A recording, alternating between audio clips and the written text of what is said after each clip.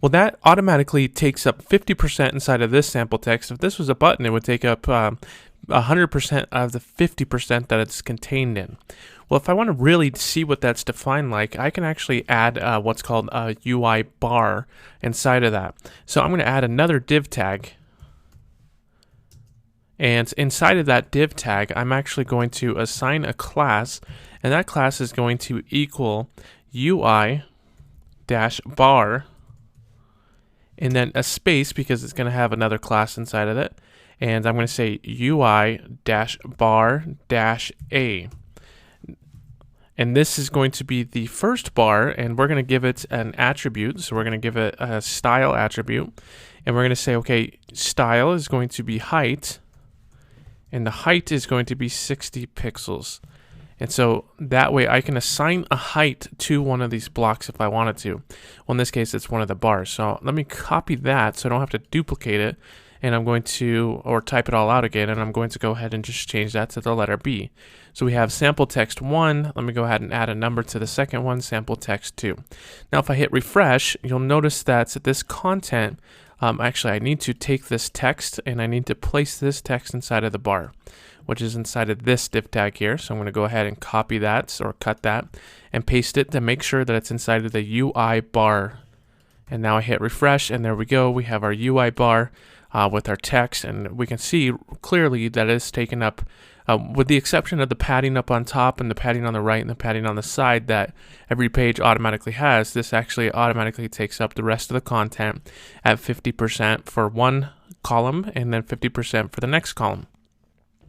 Well, if I wanted to create another bar, well, let's go ahead and just go ahead and copy that, and let's paste it down here and change this to the letter C. And now I'm going to say sample text 3. And because this is within the grid, it should automatically adapt here, but actually it doesn't look like it did. So let me go ahead and refresh this. Looks like I may have to change the grid type to a grid B. Yep, so it looks like for A it's 2 columns, for B it's 3 columns, and you notice the text automatically adapts for this. So we had to change the grid type, and we had to change or add on a block C basically from there. So that's how you do 3 columns, is make sure that the grid type is equal to B. Well, if you want to have multiple rows now, well, that's where we come into play, where we can start assigning, we can continue on here. But if I copy this and I paste it, let's go ahead and have this be number 4. And now we're going to change this from block C to block A. So we're going to repeat the same elements that we had here. I mean, the content can change, but we're going to repeat A, B, C. We're going to do the same thing. We're going to have A, B, C. So I'm going to copy the C text here and then come down and paste that in. And now if I hit refresh, you'll notice it automatically has added a new row to my column, and I can change the text to whatever I want. But all I have to do is say, okay, this is section A, this is section B, this is section C. Well, on the next item, here's section A, section B, and section C. That's how simple it is to add another row. And you can have this as big as you want, as many rows as you want. That's pretty much up to you.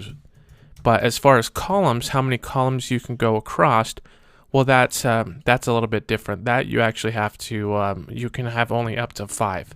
So if I was to copy and paste this, change this to B, actually D, if I wanted to have 4 columns going over, you'll notice that it doesn't automatically take over here unless I change this to grid C.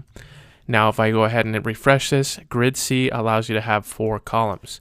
Well, same thing with 5 columns. So let's go ahead and hit A, B, C, D, E, which is the next one. So, but I can't do that. Inside of the row, I need to change this to column D because that allows 5 rows here. Now, I may want to style it, take down the text. You'll notice there's a lot of text here in that small area. So grid A allows 2 columns.